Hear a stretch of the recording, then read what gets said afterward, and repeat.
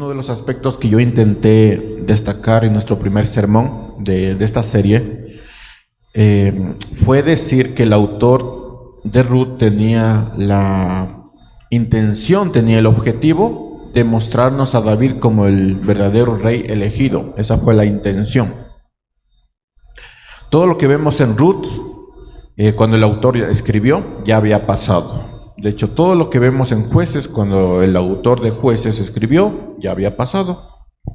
Y por eso vamos a notar verbos en pasado en estos dos libros. Y la intención firme del autor fue presentarnos a David como el verdadero rey elegido.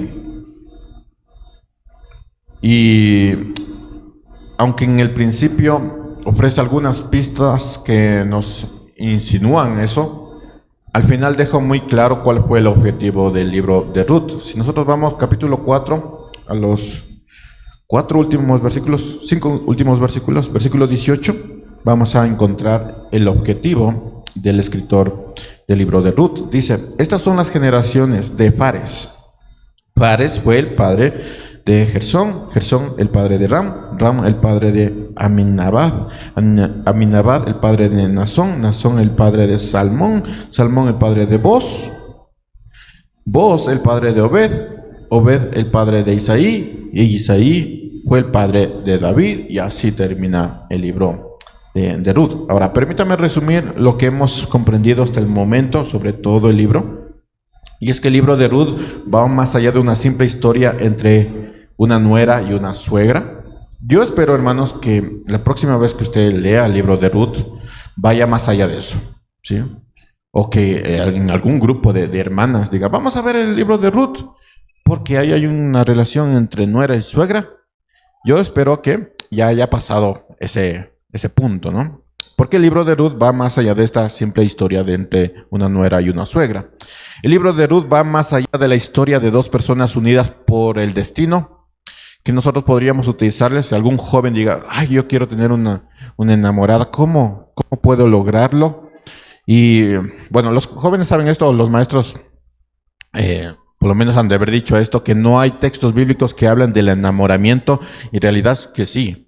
Ruth habla del enamoramiento y cómo uno tiene que llevar esa relación, como ya lo hemos visto en sermones anteriores. Entonces, Ruth va mucho más allá de una historia de dos personas unidas por el destino, que es la típica frase que nosotros utilizamos para hablar de nuestras relaciones románticas. No, esa persona estuvo allá, en tal ciudad, y acá, y el Señor nos unió casualmente, y ahora estamos juntos, como lo hizo con Boz y Ruth, ¿no? Pero va mucho más allá.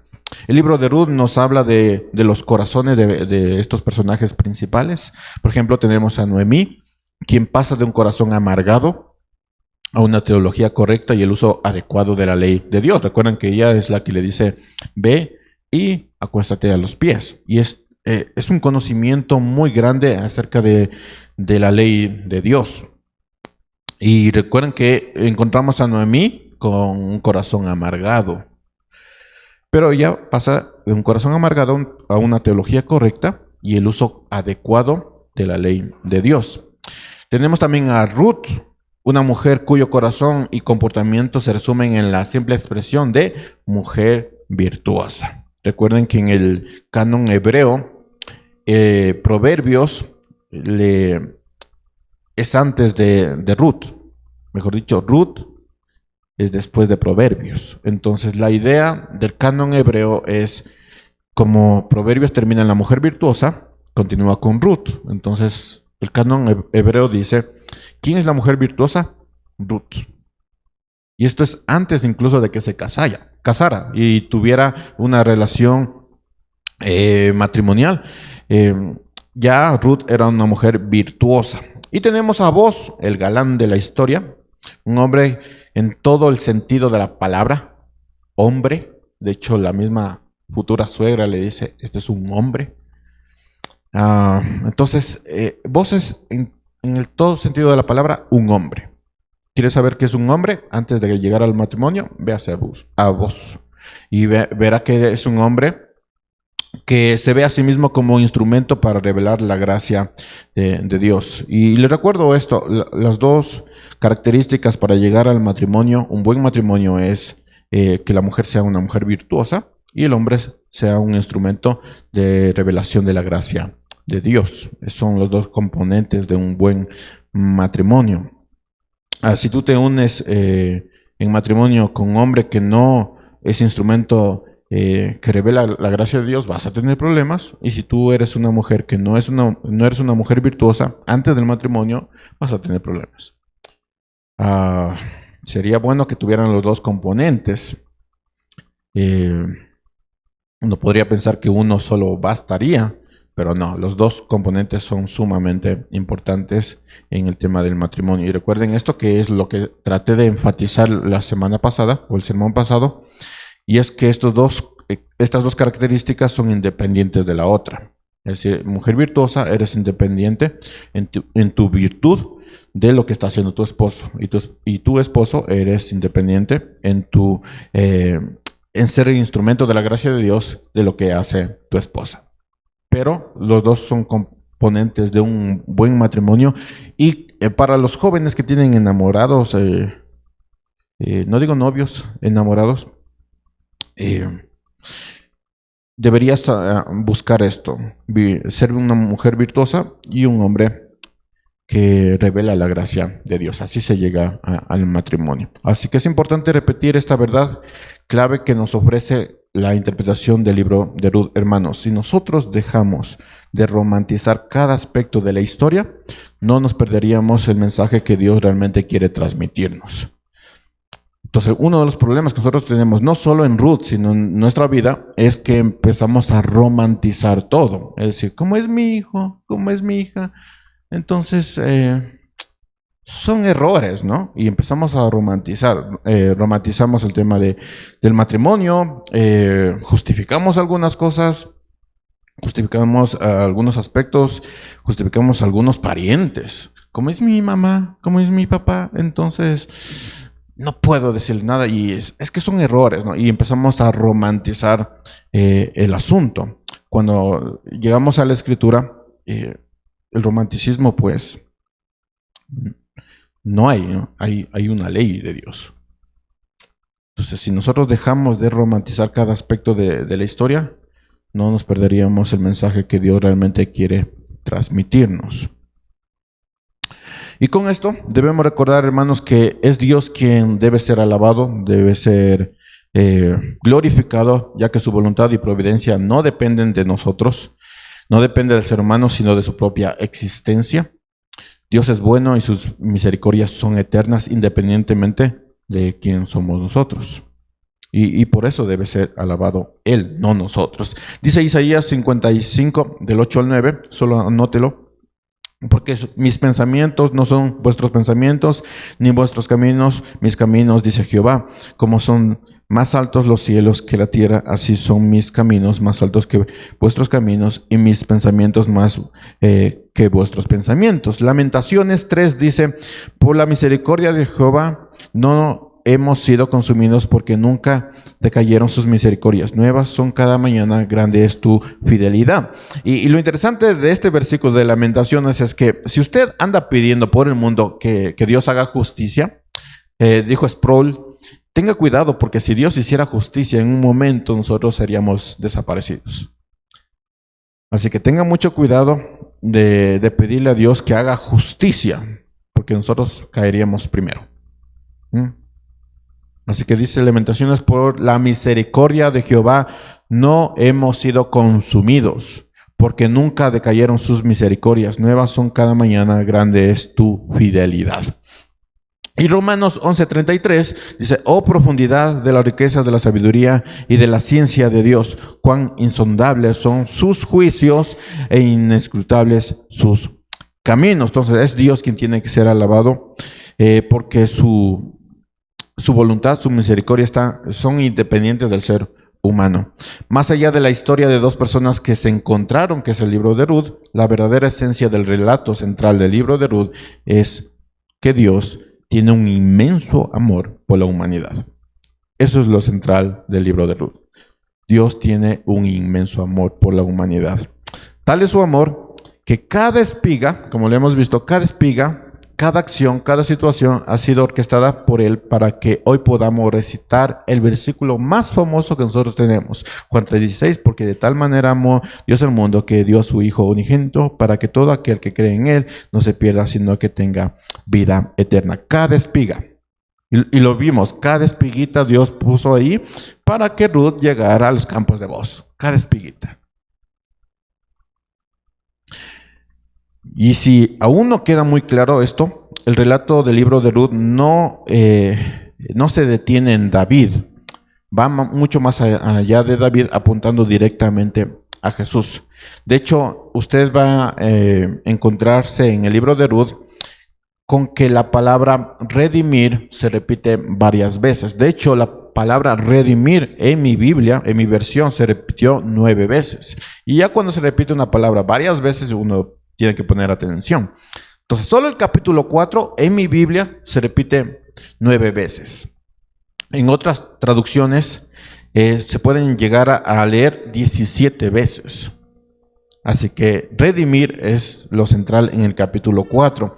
Y la idea de pagar un precio, que es el tema de redimir, para rescatar a alguien, es lo que nosotros podemos ver en Juan 3:16, redimir. Entonces el centro de Juan 3:16 es redimir. El centro de Ruth es redimir. Es por eso que Juan 3:16 cobra un significado más profundo cuando nosotros le conectamos con la ley del levirato en Deuteronomio 25 y con Ruth. Nosotros no vamos a poder entender Juan 3:16 si no entendemos la ley del levirato en Deuteronomio 25 y con el libro de Ruth.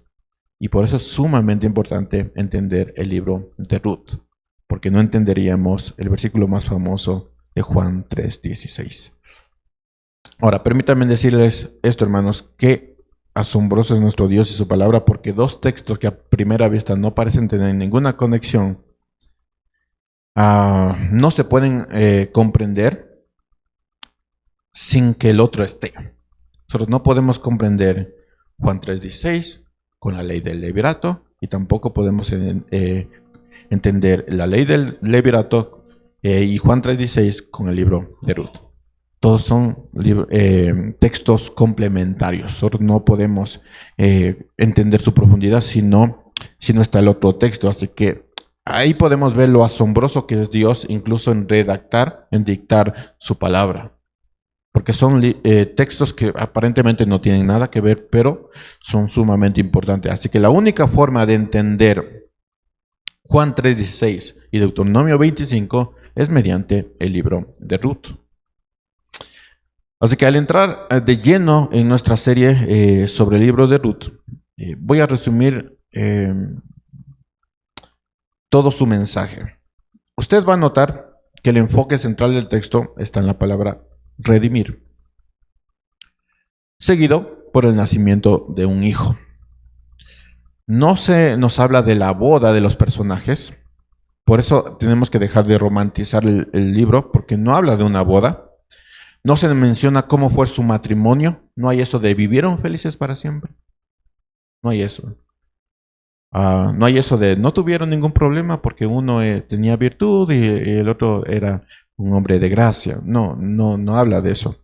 No se nos describe si vivieron felices y qué hicieron después. El libro de Ruth termina con una genealogía, termina muy seco. Y el texto central se centra en redención. Enfatiza el nacimiento de un hijo y concluye con la genealogía que conduce a David. Así que para aquellos que piensan que el libro de Ruth es un relato romántico, el autor disipa toda ilusión y cierra la narración de manera no tan romántica como es con una genealogía. El autor termina teológicamente correcto y perfecto. Ruth es un libro que trata sobre la redención y si usted quiere anotarlo, yo le resumo esto. El capítulo número 1 se nos presenta la necesidad de un redentor. Capítulo número 2, conocemos al posible Redentor. Capítulo número 3, vemos el acto de acercarse al Redentor. Recuerden que si no hay cercanía con el Redentor, no hay redención. Y eso nos conduce a Jesús. Si no hay cercanía con Jesús, no hay salvación. Vemos el acto de acercarse al Redentor, donde Ruth sigue las instrucciones de Noemí para buscar la redención. Y el capítulo 4 se nos muestra el cumplimiento de la redención, como Boaz tomando el rol de Redentor y el nacimiento del hijo que dará continuidad a la línea de David. Si ven, la centralidad del libro de Ruth es redención. No es romanticismo, no tiene nada que... se menciona ahí la relación de la nuera y la suegra, pero no se enfatiza en eso. No se habla de cómo conseguir esposo, de ve a los pies de ese joven que te gusta y Dios hará la obra. No habla de eso, no habla de seducción de ve y ese joven te está mirando, sedúcele, porque así hizo Ruth. Y recuerdan que eso no fue lo que hizo. Habla de hacer todas las cosas en el marco de la ley, pero sobre todo habla de redención. ¿Y quién es nuestro Redentor? Jesús. Así que el libro de Ruth habla de Jesús.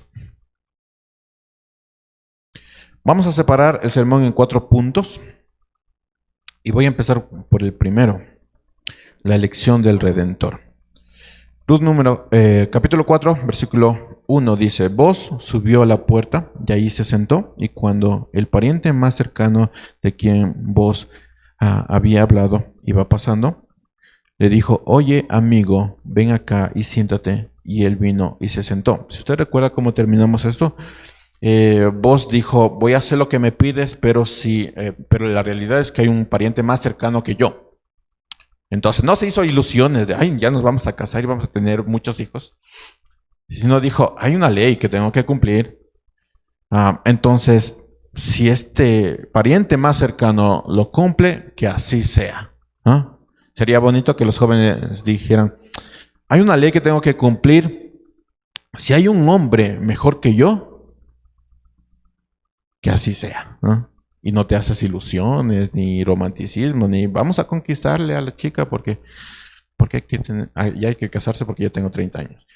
No, hay una ley y vos dice, si esto se cumple, pues que así sea y listo. Pero si no se cumple, entonces yo lo voy a hacer. Y la futura suegra le dice, este es un hombre de verdad, porque lo que dijo, lo va a hacer.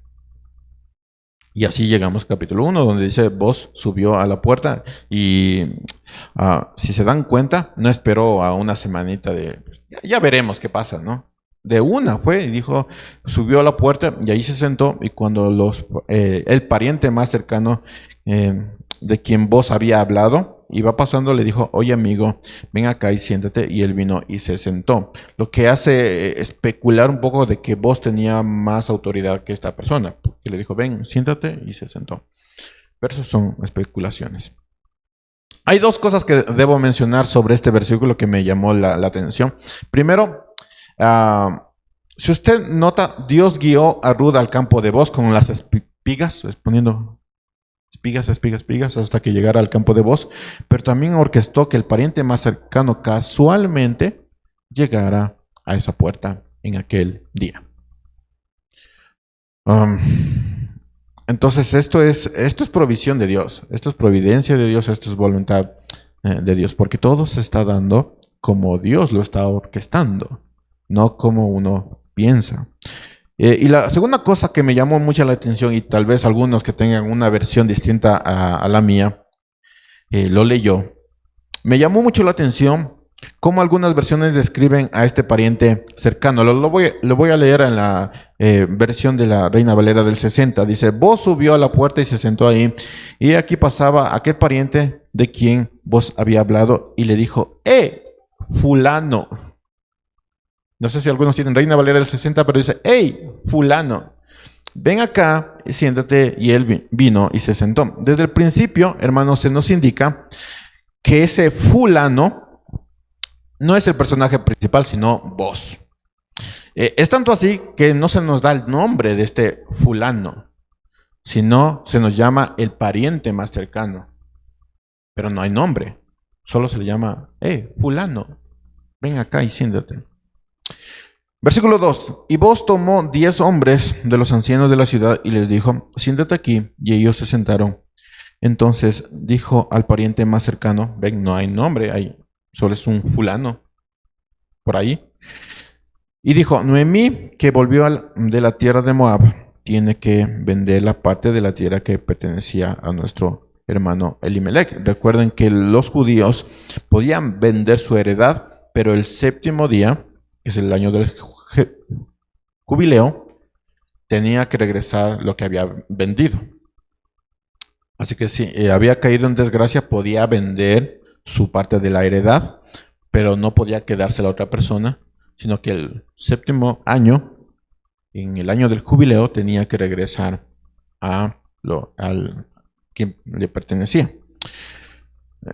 Entonces dijo el pariente más cercano, Noemí, que volvió a la tierra de Moab, tiene que vender la parte de la tierra que pertenecía a nuestro hermano Elimelech.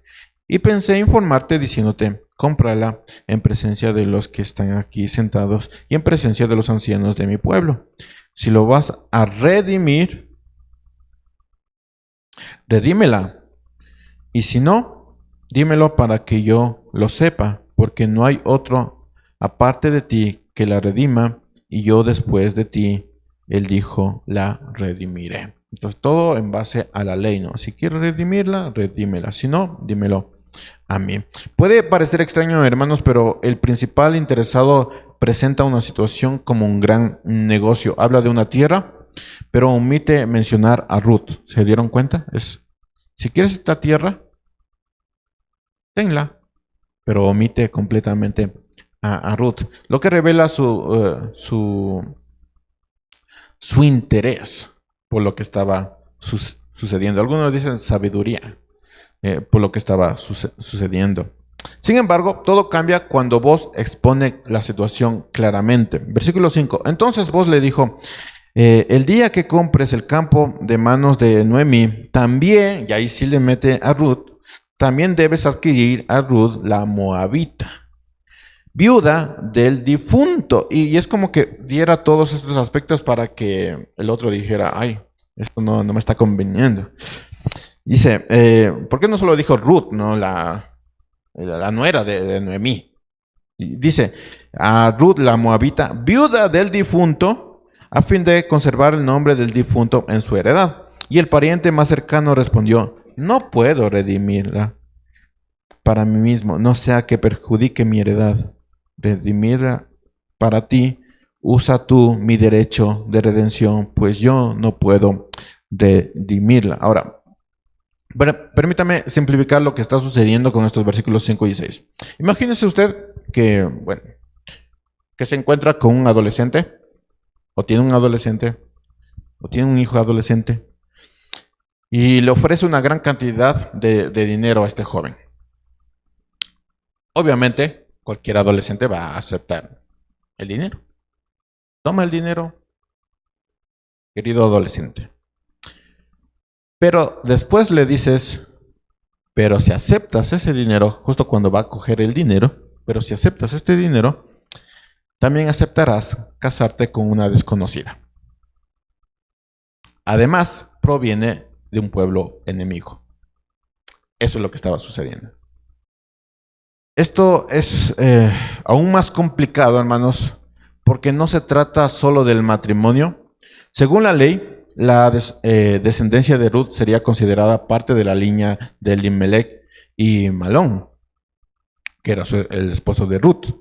Lo pongo de esta manera. Los hijos, si yo fuera este joven, los hijos de Ruth no serían mis hijos. Serían los hijos de el que falleció, el esposo de Ruth. No son mis hijos. Son los hijos de esta descendencia. Entonces se vuelve complicado. Por lo tanto, cualquier propiedad que el pariente cercano adquiriera a través de este matrimonio, no solo significaba tener un pedazo de tierra que al final iba a tener que regresar a Noemí, sino que también tenía que casarse con una persona cuya descendencia no van a ser mis hijos, y para los judíos era sumamente importante esto, sino que va a ser descendencia de aquel que falleció. Entonces, el negocio no sonaba muy bien. Primero, la tierra, si la compraba, igual tenía que regresar a Noemí. Segundo, si me casaba, esta mujer era una moabita y toda la descendencia de esta moabita iba a tener el apellido del hombre con que se casó. Entonces el negocio no era muy bueno. Eh, Debo decir, hermanos, que al final este pariente cercano se quería quedar con la tierra, pero no quería tener una esposa y tampoco un hijo. Entonces, el negocio no era muy bueno para esta persona. Versículo 6. Y el pariente más cercano respondió, no puedo redimirla para mí mismo, no sea que perjudique mi heredad. Redímela para ti, usa mi derecho de redención, pues yo no puedo redimirla. Además, debo señalar lo siguiente, hermanos. Está claro que el negocio no era bueno para el pariente más cercano, y esto indica su principal interés en cuanto a estos temas. Y ese no era el cumplimiento de la ley de Dios. Recuerden, había una ley para el pueblo judío para la protección del necesitado. Entonces, el principal interés de esta persona, de este fulano o fulanito, no era cumplir la ley de Dios, sino el tema de las tierras. Entonces, cuando le presentan a Ruth y todo lo que tenía que hacer, pues dijo, no me conviene. Y ahí ves su principal interés. Y esto nos lleva a nuestro segundo punto, que es ya la costumbre, hablar de esta costumbre. Entonces, al rechazar este no tan buen negocio, el pariente más cercano transfiere su derecho de redención mediante un ritual. Ahora, usted tiene que tener en cuenta esto. El autor menciona que este ritual ya no se practicaba. Cuando se escribió, ya no se practicaba. Era un ritual antiguo. Versículo 7. Y la costumbre en tiempos pasados, o sea, ya no se practicaba esto.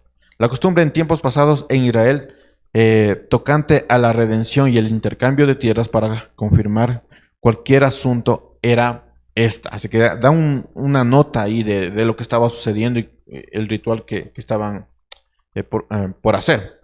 Uno se quitaba la sandalia y se la daba al otro, y esta era la manera de confirmar tratos en Israel. Esta es una costumbre que cuando se escribió el libro de Ruth ya no estaba vigente, pero era una costumbre antigua.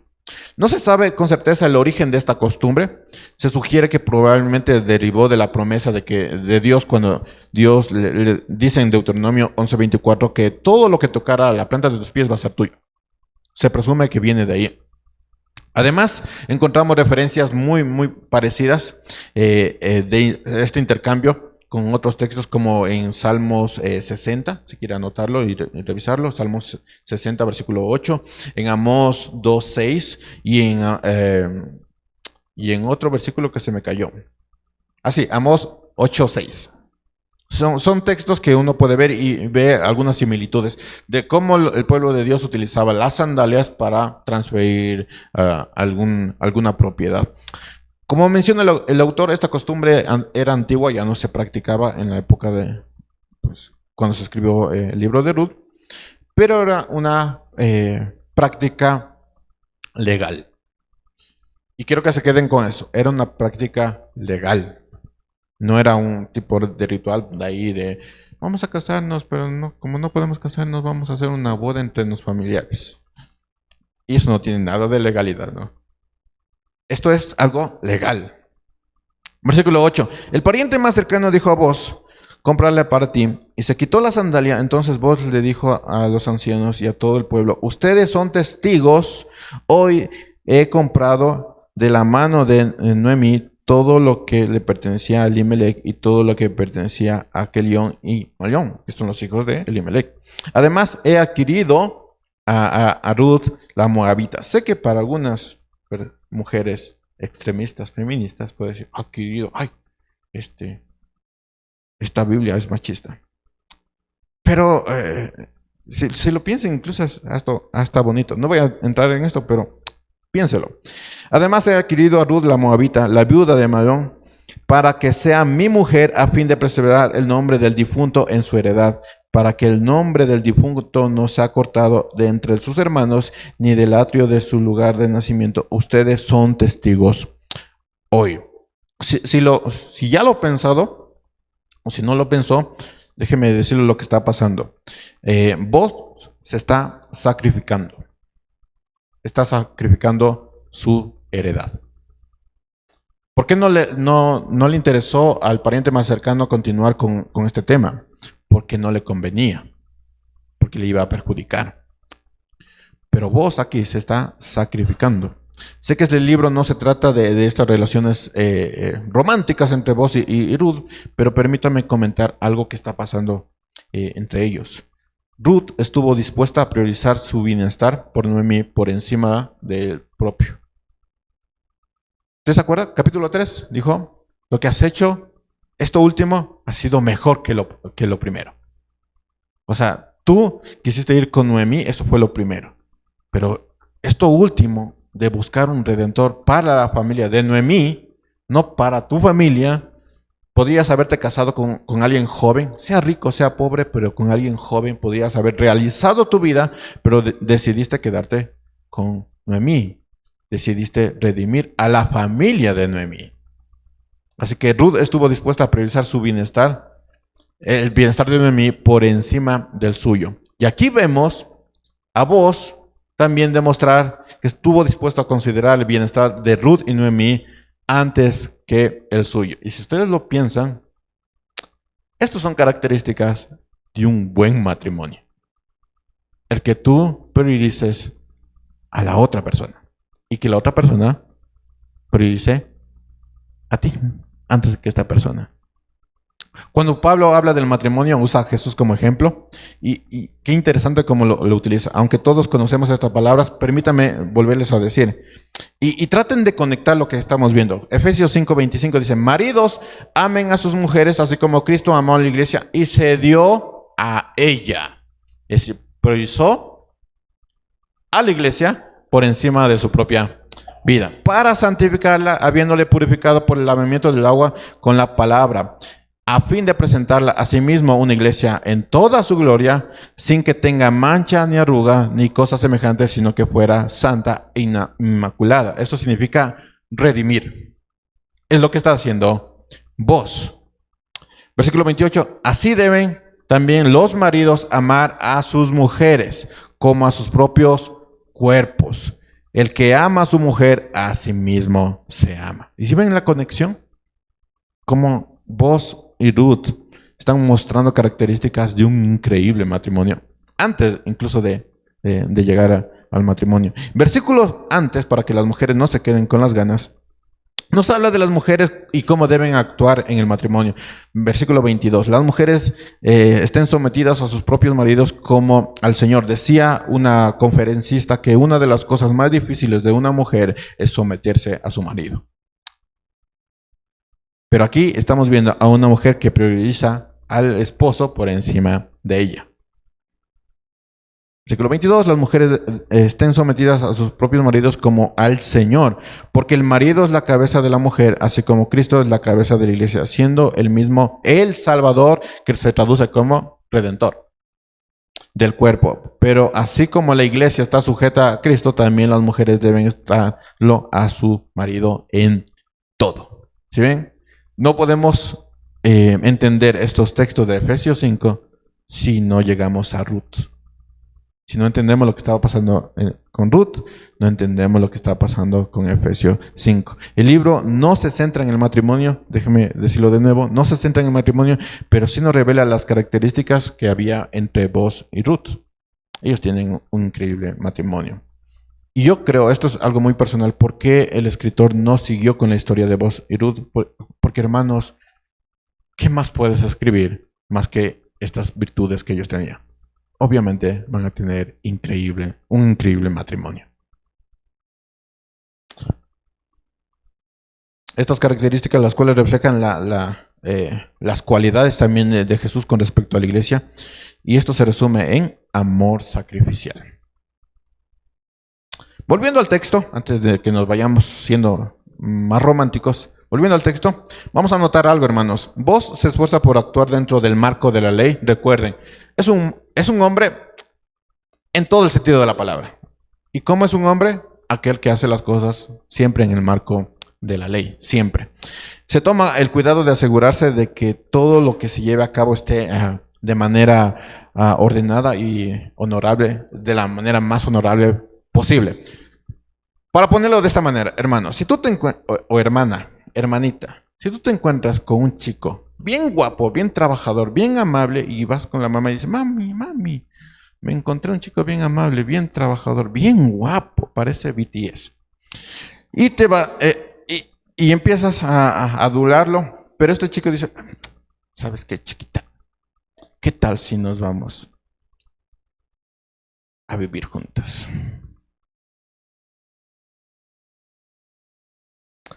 Ese hombre no está en el marco de la ley. Según la escritura, ese no es un hombre. Según la escritura, un hombre se asegura de hacer todo de manera ordenada y de la manera honorable, mejor posible. Ese es un hombre, el que hace todas las cosas en el marco de la ley. Así que por más trabajador, amable, agradable, que te haga reír, el más hermoso, si no funciona en el marco de la ley, no es un hombre. Como diría los primeros versículos de Ruth 4, es un fulanito. Es un fulanito ahí.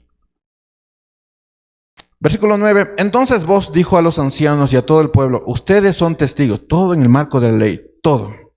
Hoy he comprado de la mano de Noemí todo lo que pertenecía a Elimelech y todo lo que le pertenecía a Kelión y Malón.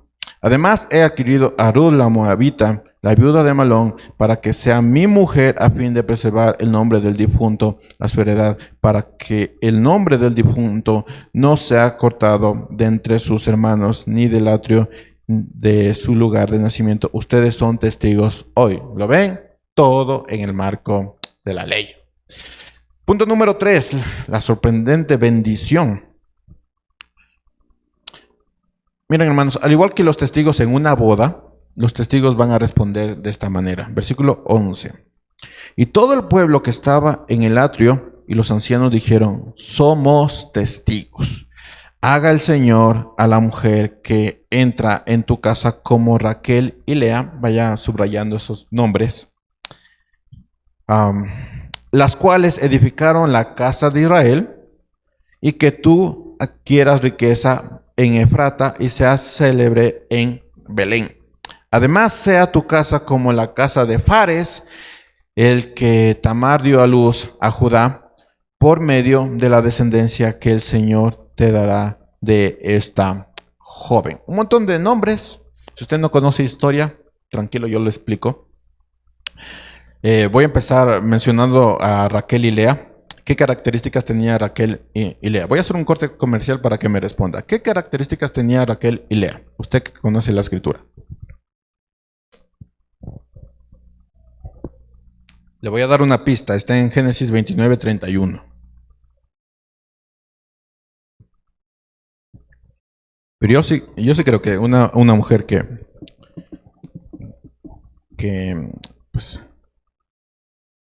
haya leído esto, lo sabe. ¿Qué dicen? ¿Eran hermosas? No. No sé.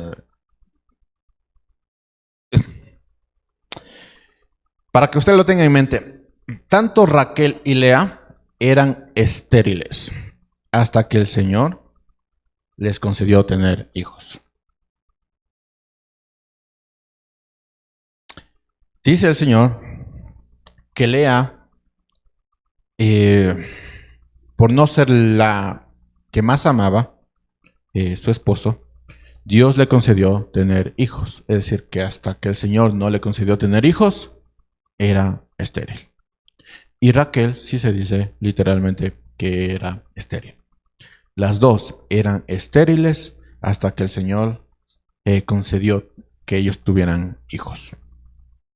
Esa era la característica. Usted vaya notando porque esto es importante. Hermanos, el fruto de sus vientres, de Raquel y Lea, fue el fundamento para que el pueblo de Dios se convirtiera en el pueblo de Dios. Dios dijo, vas a tener tantos a las dos y en tal tiempo. Y esto nos lleva a entender, hermanos, que la razón por la cual Ruth no pudo tener hijos con su anterior esposo fue porque Ruth era estéril.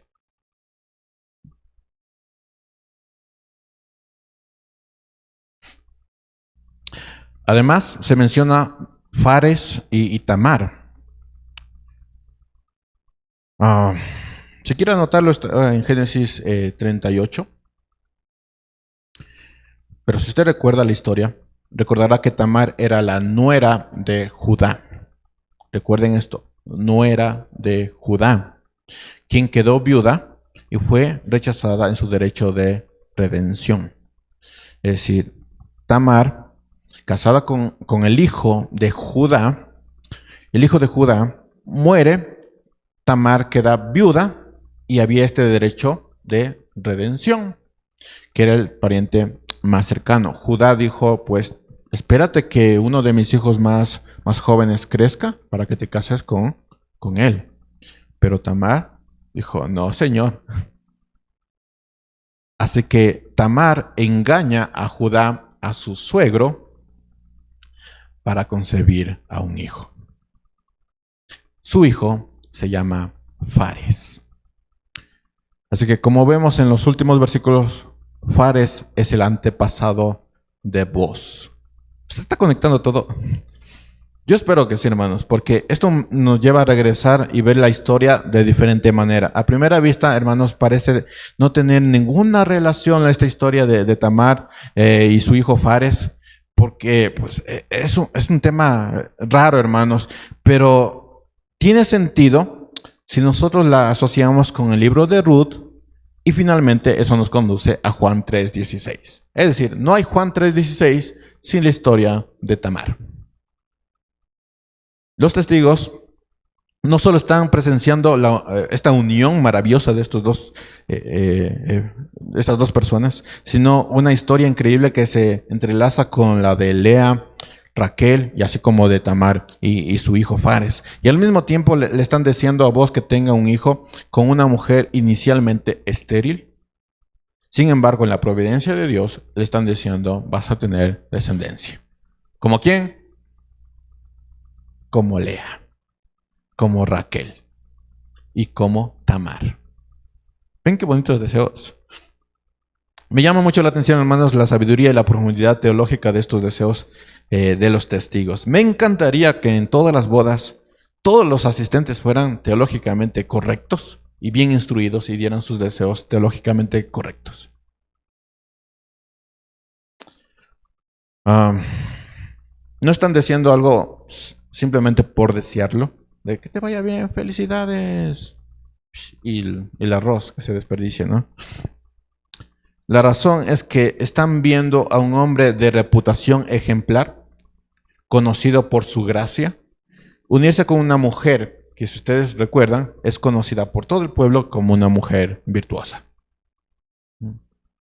Los deseos de aquellos testigos son una profecía de lo que Boz y Ruth no van a ver y posiblemente ni siquiera soñaron. ¿Cuál era la profecía? Van a terminar siendo los antepasados del rey David y van a ser los antepasados de Jesús. ¿Usted se imagina? Pónganse en los zapatos de Boz y Ruth. Ellos solo están viendo el presente, pero ni siquiera se imaginan que ellos van a ser los antepasados de Jesús. Así que ellos le están diciendo algo que ni siquiera Boz ni Ruth pudieran haber imaginado. Solo para ellos es una boda, pero en la providencia de Dios esto es algo impresionante. Versículo 11, Ruth 4. Dice, y todo el pueblo que estaba en el atrio y los ancianos dijeron, somos testigos, haga el Señor a la mujer que entre en tu casa como Raquel y Lea, ¿recuerdan? Eran estériles hasta que el Señor les dijo, tengan hijos, las cuales edificaron la casa de Israel, y que tú adquieras riqueza en Efrata y seas célebre en Belén. ¿Y saben qué? Sí fue célebre en Belén, porque hasta nosotros celebramos que Jesús nació ahí. Además, versículo 12, sea tu casa como la casa de Fares, el que Tamar dio a luz a Judá por medio de la descendencia que el Señor te dará en esta joven. ¿Qué era Tamar? Una viuda que necesitaba redención. Eso es lo que le están diciendo. O sea, lo mismo que pasó con Fares, que suceda contigo. A esta viuda que no pudo tener hijos, el Señor que les dé hijos. Versículo 13. Vos tomó a Ruth y ella fue su mujer. Miren qué romántico, ¿no? Vos tomó a Ruth y ella fue su mujer y se llegó a ella. Eso es todo lo que hablamos de este matrimonio. Y el Señor hizo que concebiera. ¿Quién? El Señor. Y ella dio a luz a un hijo. Entonces las mujeres dijeron a Noemí, bendito sea el Señor que no te ha dejado hoy sin redentor, que su nombre sea célebre en todo Israel. ¿Y saben qué? Sí conocemos al hijo de Boz y Ruth. ¿Como quién? Como un antepasado de Jesús. Así que sí fue célebre en todo Israel. Mis hermanos, sin duda el nombre de Boz y su hijo Obed son bien conocidos en todo Israel porque van a ser los antepasados del rey David. Pero para nosotros va a ser más conocido todavía porque son los antepasados de nuestro Señor Jesús. Así que van a ser muy conocidos ellos. Su fama también va a extenderse a nuestra iglesia, hermanos, porque sin ellos nosotros no podemos mencionar Juan 3:16. Así que su fama es mucho más grande de lo que nosotros podemos conocer. Y para Noemí la cosa continúa, las buenas noticias continúan. Versículo 15, que el niño también sea para ti el restaurador, que se traduce como redentor de tu vida y sustentador de la vejez, porque tu nuera, que te ama y que es de más valor para ti que 7 hijos, te ha dado a luz. Ahora, tengan en mente esto. ¿Cuál era el problema de Noemí? ¿Por qué se amargó? ¿Usted recuerda? Porque murió su esposo y murieron sus hijos. Aquí le dice, tu nuera que te ama es más valiosa que 7 hijos. 7 hijos. Y ha dado un hijo que va a ser tu redentor. Pregunta, ¿cuál es la razón por la cual Noemí se había amargado? Porque había perdido su esposo y sus hijos. ¿Qué le dio Dios, hermanos? Respóndame en esto. ¿Qué le dio Dios a Noemí? Un nieto.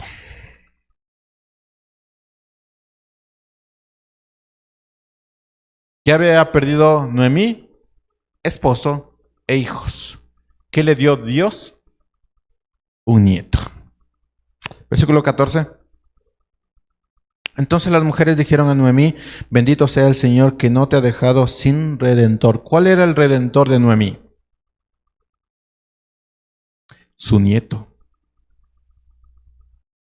No fue vos, fue su nieto. Versículo 15, que el niño también sea para ti redentor de tu vida, sustentador de tu vejez, porque tu nuera que te ama y que es de más valor para ti que 7 hijos, lo ha dado a luz. Entonces Noemí tomó al niño y lo puso en su regazo y se encargó de criarlo.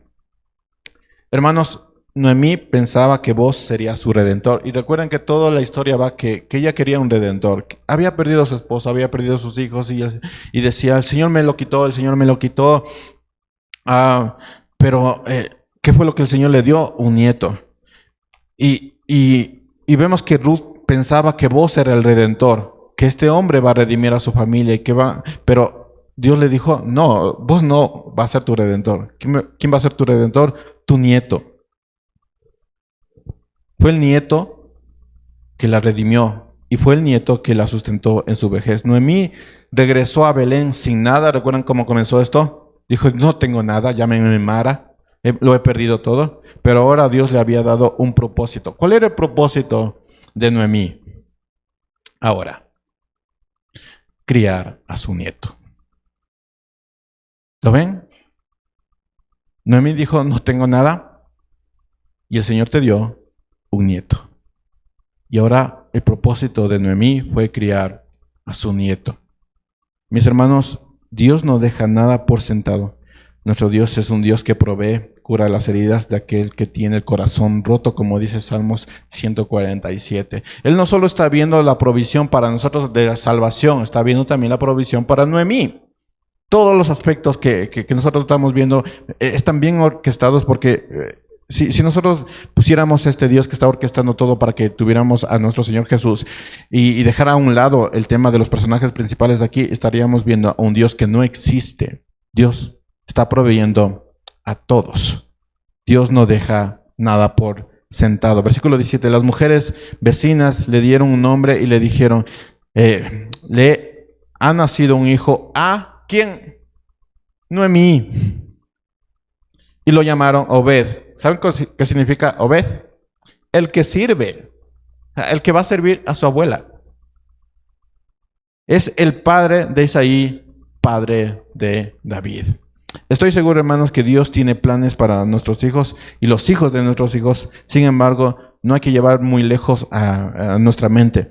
Dios provee para sus hijos lo que ellos necesitan hoy. ¿Ah? Vos, Ruth y Noemí no vivieron para ver al rey David, ser el rey David. Sin embargo, vieron el nacimiento de Obed. ¿Y saben qué? Para ellos eso era suficiente. Así que más allá de pensar, no, que fue el rey David, el antepasado el que siguió su linaje, ellos vieron a Obed y para ellos era esto suficiente. Así que Dios provee a cada uno de sus hijos lo que ellos necesitan, aunque no piensan que lo necesitan. Y al mismo tiempo, hermanos, Dios tiene grandes y buenos planes para las generaciones que nosotros no veremos, pero llevarán nuestro legado. Por eso, hermanos, asegúrese de hacer bien su trabajo. ¿Qué hizo Noemí? Lo tomó y educó a su nieto. Así que nosotros no vamos a ver algunas generaciones, pero asegurémonos de hacer bien nuestro trabajo, porque ¿quién quita que una de sus descendientes haga algo en el Señor? Así que asegúrese de hacer bien su trabajo. Punto número 4, el futuro sorprendente. La cosa se va haciendo mejor y cada vez mejor, hermanos. Versículo 18. El libro termina de esta manera. Estas son las generaciones de Fares. Fares el padre de Gersón. Gersón el padre de Ram. Ram el padre de Aminabad. Aminabad el padre de Nazón. Nazón el padre de Salmón. Salmón el padre de Boz. Boz el padre de Obed. Obed el padre de Isaí. Y Isaí el padre de David. Y así termina tan seco. Piénselo por un momento, hermanos. La genealogía comienza con Fares. Un niño que no tenía que haber nacido, pero nació en el plan de Dios. Un hombre que parece fuera de lugar. Si usted lee la historia de Génesis, va a notar que Génesis 38 es una historia fuera de lugar. Está Génesis 37, donde vemos a José lamentando la muerte de su padre, y después tenemos a Génesis 38, donde vemos a José prosperando a Egipto, y vemos el capítulo 38, que está justo en medio, una historia completamente rara, muy fea incluso, porque vemos a una nuera tratando engañando a su suegro para tener un hijo, y ese hijo fue Fares. Entonces es una historia rara entre el capítulo 37 y el 38, que nosotros podríamos haber pasado de largo, pero en el plan de Dios es una historia importantísima. Es como si Dios nos hubiera dicho desde el mismo Génesis, oigan, párenle bola a Fares. ¿Sí? Está José, que es el mejor hijo que tuvo su padre, el más entregado a su padre, el mejor. Está José, pero ¿saben qué? Párenle bola a Fares, que es un hijo que no tenía que haber nacido en el plan humano, pero en el plan mío, dice el Señor, es una persona importante. Así que párenle bola. Es una historia que pasa desapercibida, pero en el plan de Dios es una historia muy importante. Y eso es algo que el Señor ya nos había dicho desde el Génesis. Dios había prometido un redentor para la humanidad. Y hasta Ruth no se sabía de dónde va a venir ese redentor. ¿Y saben qué? Viene de Fares. Una persona que no tenía que haber nacido. Pero en el plan de Dios nació. Permítame conectar todo lo que hemos visto desde la primera predicación. Miren, el libro de Ruth ocurre en una época de jueces. El autor deja muy claro dónde estaba pasando. Es un tiempo de perversidad, inestabilidad, donde había personas que negaban la ley de Dios. Y tal fulanito, recuerden, el pariente cercano, también negó la ley de Dios diciendo, ¿sabes qué? Hazlo tú porque a mí no me conviene. Y eso habla de cómo estaba la situación. Y el escritor del libro de los jueces menciona repetidamente el problema central de la nación. Cada uno hacía bien lo que le parecía, según Jueces 21, 25. Entonces, el autor del libro de Ruth deja muy claro que esto está pasando mientras se daba el libro de Jueces. El autor del libro de los jueces dice, menciona varias veces este problema que tenía el pueblo. Cada uno hacía lo que bien le parecía según sus ojos. Esa falta de dirección y liderazgo era lo que le llevaba al pueblo a anhelar un rey. Ruth se inserta en este contexto. Es como si fuera el capítulo 38 entre el capítulo 37 y 39. Es una historia rara que parece no tener sentido. Y Ruth se inserta en este contexto anticipando la llegada del linaje de este rey que va a terminar con lo que Dios había prometido. Sin embargo, hermanos, a pesar de que David fue el rey más grande de toda la historia, no logró solucionar el problema fundamental que se menciona en el libro de Jueces. ¿Cuál es el problema del libro de Jueces? Versículo 25, capítulo 21.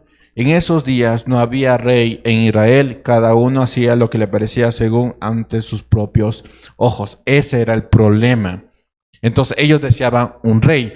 Luego se inserta el libro de Ruth y dicen, bueno, de aquí va a nacer el rey David. Pero viene David siendo el rey más grande y no pudo solucionar el problema. De hecho, el mismo David cometió muchísimos errores y no pudo solucionar el problema de su pueblo. ¿Y saben qué? No se pudo solucionar el problema de este pueblo que menciona Jueces 21, 25 hasta que vino Jesús.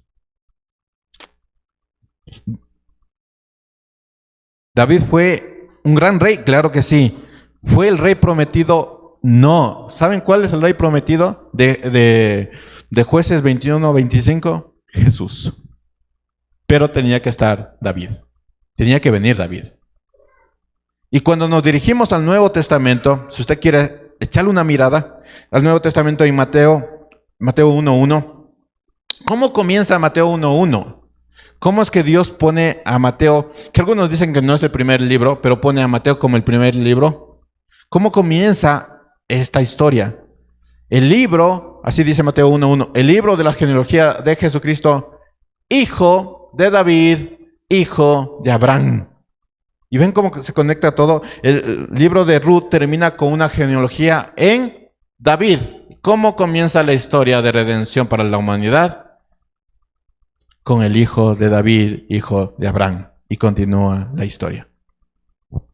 Si continuamos la lectura en Mateo 1, vemos algo muy sorprendente. Vemos que dentro de la genealogía de Jesús se incluye a Tamar, a Rahab y a Ruth. Mis hermanos, el rey prometido no era David, era Jesús. Sin embargo, era necesario que David apareciera en la historia. Y cada historia aparentemente extraña o sin sentido, como la de Tamar y su hijo Fares, cada historia como la historia rara de Ruth que se inserta dentro del libro de los jueces, tiene un sentido en el propósito de Dios. Son historias, hermanos, que si nosotros no lo vemos en perspectiva del plan de Dios, no tiene ningún sentido. Pero si lo vemos en el plan de Dios, tiene todo el sentido. Toda la historia que nos relata el Antiguo Testamento culmina en Jesús. Mis hermanos, incluso el lugar del nacimiento de Jesús, ¿saben dónde aparece? En el libro de Ruth. Y se nos menciona cada vez que era de Belén de Judá. Son datos, sombras que el Señor nos está dando diciendo, es Jesús. el Redentor. No David. David fue un rey. Y tuvo que aparecer David para que Jesús viniera. Pero no es el rey prometido, es Jesús. El libro de Ruth concluye con David. Y como vemos con la continuidad de esta serie, a pesar de que David fue un gran rey, el rey más grande de toda la historia de Israel, también necesitó un redentor. David, como todos nosotros, necesitamos ver cumplida la promesa de Juan 3:16. David no tuvo el privilegio que nosotros tenemos de leer Juan 3:16. Así que David no fue el rey prometido, fue Jesús. Así que no quiero extenderme, hermanos, mucho tiempo en esta conclusión, pero Ruth es un libro impresionante. Y si nosotros lo leemos con calma y sin romantizar las cosas, no nos vamos a perder lo que el Señor nos está diciendo. Jesús es el Redentor. Sí, Jesús es el Rey prometido. Así que no quiero extenderme mucho, así que permítame resumirlo en una sola palabra, el libro de Ruth. Redención. Así se resume el libro de Ruth, redención. La historia de Ruth y Boz nos muestra la necesidad profunda que todos tenemos de un redentor. Jesús es el redentor perfecto que ofrece liberación y restauración a nuestras vidas. Es Jesús. No fue David. Ni siquiera fue Boz. Fue Jesús. Por lo cual, hermanos, si lo has entendido, busca a Jesús como tu redentor. Lo que tienes que hacer para esto es reconocer la necesidad de salvación y acercarte a Él en oración. Recuerda, no hay redención si no hay acercamiento. No hay relación, no hay redención. Así que tienes que acercarte a Jesús. La segunda cosa que tienes que hacer es confiar en su plan. Sé que nosotros vamos a pasar momentos muy difíciles, hermanos, como lo pasó con Noemí, pero estemos seguros de algo, hermanos. Dios tiene todo perfecto. Dios sigue siendo bueno, aunque nosotros pasemos por dificultades. Así que tienes que empezar a confiar en su plan de redención. Tienes que empezar a sacar tu amargura de tu corazón, que no lo ha causado Dios, porque Dios sigue siendo bueno, y empezar a confiar en Dios. Dios tiene un plan perfecto. Así como Ruth confió en el plan de Dios a través de vos, confía tú también en Jesús, porque Dios sigue siendo perfecto. Así que empieza a confiar en su plan. Tercero, vive como un redimido. Y esta es una de las partes que a veces quitamos. Permite que la relación de Cristo transforme toda área de tu vida. Varón, en el marco de la ley. Mujer, mujer virtuosa. Fuera de eso, no hay bendición. Hay cumplimiento de la ley. Y como les decía, hermanos, si nosotros pedimos justicia, metámonos debajo de la cama, porque los primeros que vamos a caer somos nosotros. Tú tienes que vivir como un redimido. Si crees en Jesús, tienes que vivir como un redimido. No puedes pasarte la vida diciendo, es que cometí un error, me equivoqué, cuando la ley de Dios ya estuvo desde el mismo Génesis. No puedes hacer eso. Tienes que vivir como un redimido o como una redimida. Todo en el marco de la ley. Si es relaciones románticas, esto de los enamoramientos, todo en el marco de la ley. Si es matrimonio, todo en el marco de la ley. Fuera de eso no hay bendición, sino cumplimiento de la ley. Además que fuera de eso no hablas de que eres redimido. Habla de que eres perdido o perdida y que necesitas de un redentor. Y si es así, vuelve otra vez. Jesús es tu redentor. Busca a este Jesús como tu redentor. Confía en su plan perfecto y vive como su redimido. Y cuarto, comparte el mensaje de redención. ¿Saben lo importante que es tener un matrimonio impecable? Contaba una cantante muy famosa sobre el testimonio de sus padres, y hablaba que le habían enseñado cosas tremendamente valiosas, incluso de conocer a Dios. Y dice ella, en una ocasión iba con mi padre, estaba caminando y había una mujer no muy bien vestida, decorosamente, y ella dice que miró intencionalmente a su padre viéndolo para ver cuál era su reacción, y ella dijo, para él no existía esa mujer. Y esos detalles, hermanos, hizo que esta mujer alabara a sus padres porque le mostraron cómo se debe vivir. ¿Saben lo tremendo que es tener un matrimonio en el marco de la ley? Y pensar que ese matrimonio va a ser bendito en las siguientes generaciones. Eso es maravilloso. Así que cualquier persona que viva fuera del marco de la ley y esté romantizando su vida, hermano, hermana, tú no eres cristiano. Tú no eres cristiana. Porque un redimido vive como un redimido. Si empiezas a romantizar tu historia, te vas a perder de lo que dijo Dios y vas a sufrir al cumplimiento de la ley. Hoy es el día, hermanos, para experimentar la redención de Jesús y vivir en libertad como Él ofrece. Así que, si no has sido cristiano y has vivido tu vida, como dice Jueces, que cada quien hizo, como no tenía un rey, cada quien hizo según lo que le pareció. Si tú no tienes a un rey, entonces tú no eres cristiano o no eres cristiana. Pero hoy puede ser esto diferente. Así que acércate a Jesús como tu Redentor y Salvador. Él es el único que cambia vidas. Y cuando lo hayas hecho, vive como un redimido y después comparte el mensaje de redención. Y a veces solamente tienes que vivir. Nada más. Vivir como un redimido para compartir el mensaje de redención. Y así termina el libro de Ruth.